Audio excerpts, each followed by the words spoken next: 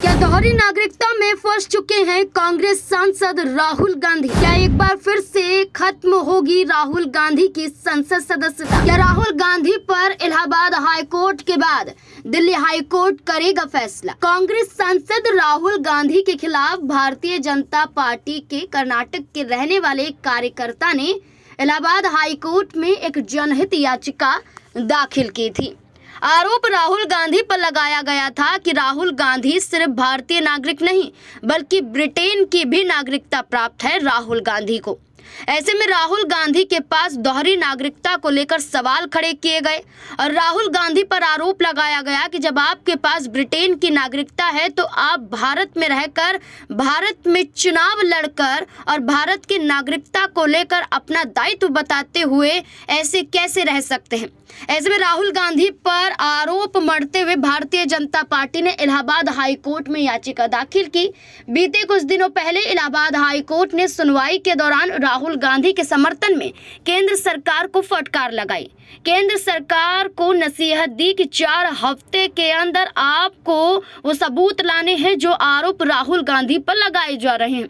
4 हफ्ते का समय केंद्रीय गृह मंत्रालय को दिया गया और ये कहा कि 4 हफ्ते के अंदर आपको अपनी रिपोर्ट पेश करनी होगी।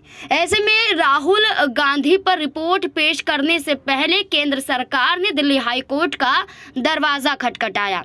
दिल्ली हाई कोर्ट पहुंचकर केंद्र सरकार ने एक बार फिर से वही मुद्दा उठाया कि केंद्रीय गृह मंत्रालय को अब इसका जवाब देना चाहिए, इसमें पीछे नहीं हटना चाहिए। केंद्र सरकार ने दिल्ली हाई कोर्ट को सूचित किया कि कांग्रेस नेता राहुल गांधी की भारतीय नागरिकता का मुद्दा अब गृह मंत्रालय के समक्ष विचाराधीन है।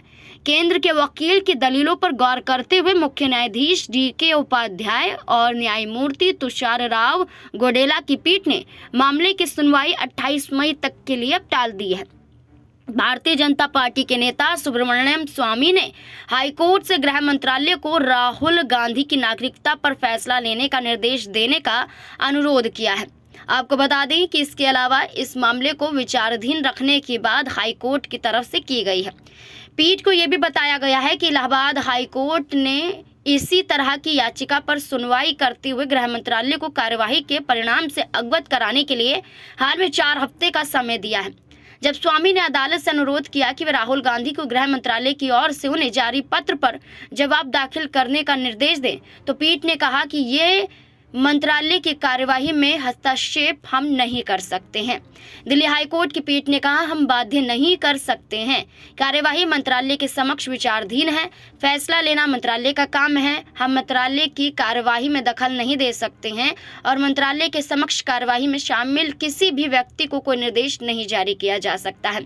ऐसे में राहुल गांधी के खिलाफ जो मामला दर्ज है, ऐसे में इलाहाबाद हाईकोर्ट और दिल्ली हाईकोर्ट के जरिए जो फैसला सुनाया जा रहा है, इसमें सुनवाई की तारीख आगे बढ़ा दी गई है और दिल्ली हाईकोर्ट ने कहा है कि इस मामले में वो कोई हस्तक्षेप नहीं करेंगे, लेकिन इलाहाबाद हाईकोर्ट ने केंद्रीय गृह मंत्रालय को 4 हफ्ते का समय दिया है। देखना होगा कि राहुल गांधी पर क्या सबूत केंद्रीय गृह मंत्रालय द्वारा पेश किया जाएगा या फिर नहीं।